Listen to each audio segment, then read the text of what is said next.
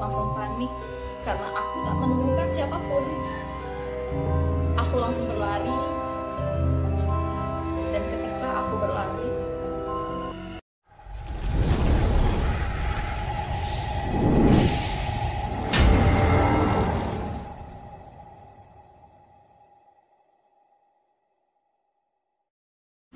halo guys, bertemu lagi dengan Mia. So, hari ini kita akan membahas mengenai pengalaman-pengalaman horor yang pernah aku alami sendiri.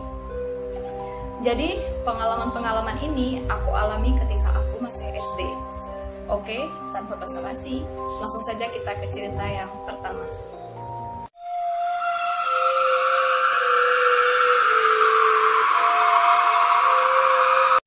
Oke, sebelum kita mulai, aku akan memberitahu kalian mengenai kondisi rumahku pada saat itu. Jadi, rumahku pada saat itu di sekitarnya masih hutan. Di kanan dan di kiri, serta di belakang dan di depan rumahku, itu masih hutan. Dan jarak di antara rumahku dan rumah warga itu sekitar 100 meter. Di jarak itulah terdapat jalan setapak yang biasanya aku lalui ketika aku ingin ke jalan raya. Nah, secara spesifik, di jalan setapak itu, di sebelah kirinya ada pohon, dan di sebelah kanannya ada kolam ikan atau yang biasa kami sebut sebagai kambang, serta di samping kambang terdapat pohon bambu. Oke, aku akan mulai ke inti cerita. Jadi, pada saat itu, sekitar pukul 8 malam, aku disuruh ibuku untuk pergi ke warung. Nah, jalan yang aku lalui ini, jalan setapak yang hanya diterangi oleh satu buah bohlam berwarna kuning. Bohlam itu tepat berada di bawah pohon bambu. Ketika aku berjalan, aku melihat sesosok bayangan. Bayangan itu terpantul ke atas air kolam. Jadi kalian bisa bayangkan bahwa bayangan itu berada di atas kolam ikan tersebut. Namun ketika aku melihat, tak ada orang di situ. Logikanya, jika ada orang, jika ada bayangan, pasti ada orangnya. Seperti kaki bertemu kaki. Begitu kan? Namun, pada saat itu, yang kulihat hanyalah bayangan. Bayangan itu berjalan ke depan, dan aku pun langsung panik karena aku tak menemukan siapapun. Aku langsung berlari, dan ketika aku berlari, aku sampai ke rumah.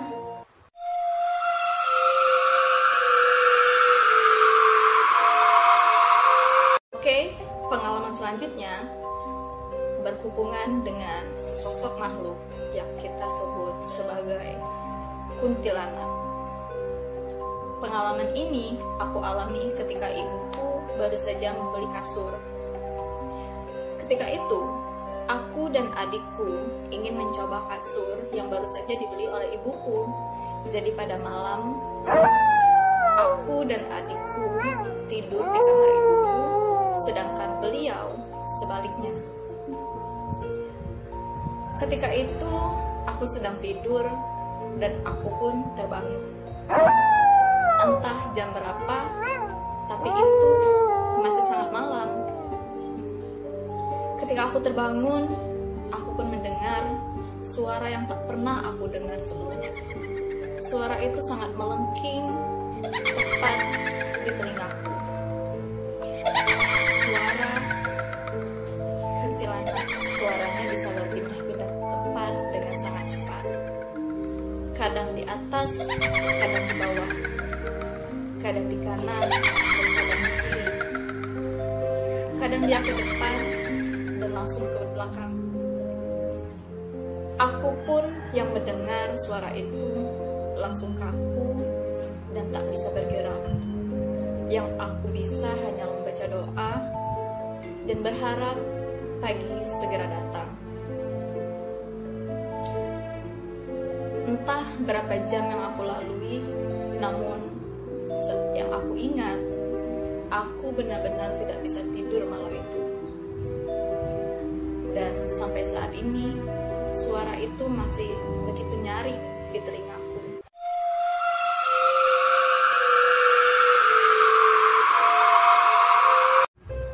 Oke, kejadian kali ini bermula ketika ayahku pulang kerja dan membawa sebuah pita antik yang ia temui di jalan. Ketika ayahku pulang, ia langsung menggantungkan pita tersebut di depan pintu kamarnya.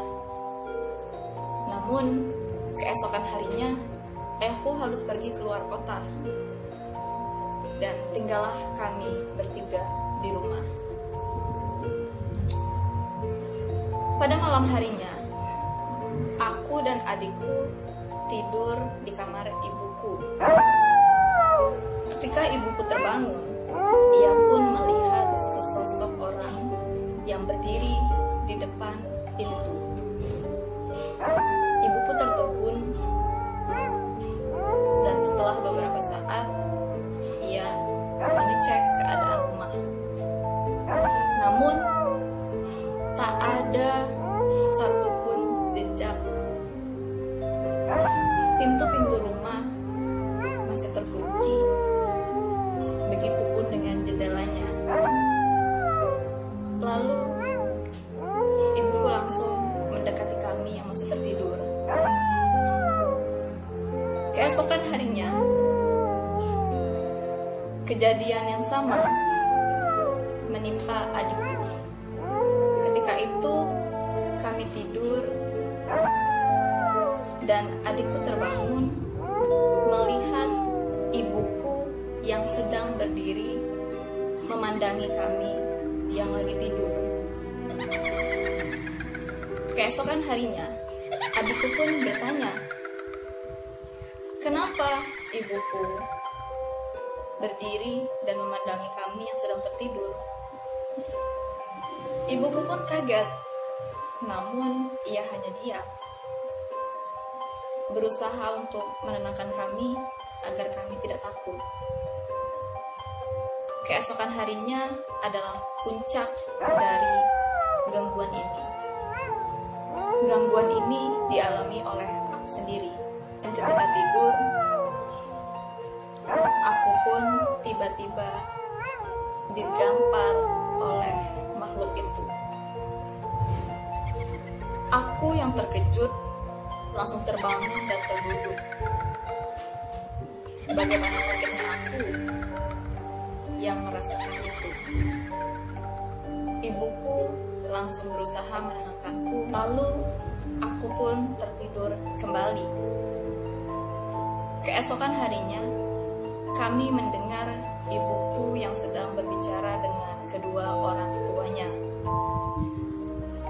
Dia mengatakan tentang apa yang telah kami alami selama 3 hari ini. Dan ketika itu, kakek dan nenekku langsung menginap di rumah untuk menjaga kami. Selama beberapa malam, rumah kami selalu dibacakan doa-doa dan tak pernah ada lagi gangguan. Ketika ayahku pulang, ibuku langsung menceritakan semua kejadian yang telah kami alami. Ayahku kaget dan langsung membuang pita tersebut. Dan akhirnya tak ada lagi kejadian yang menimpa kami. Jadi itulah pengalaman-pengalamanku yang berkaitan dengan hal-hal mistis. Bagaimana menurut kalian? Apakah sudah cukup seram? Ataukah ada di antara kalian yang memiliki pengalaman-pengalaman yang lebih menyeramkan? Yuk, komen di bawah. Dan apakah kalian percaya dengan hal-hal seperti ini? Ataukah sebaliknya? Kalau aku secara pribadi, aku percaya dengan hal-hal seperti ini karena kita memang hidup berdampingan dengan makhluk-makhluk tersebut. Oke guys, itu saja. Jangan lupa like, comment, dan share jika videonya bermanfaat dan menghibur kalian.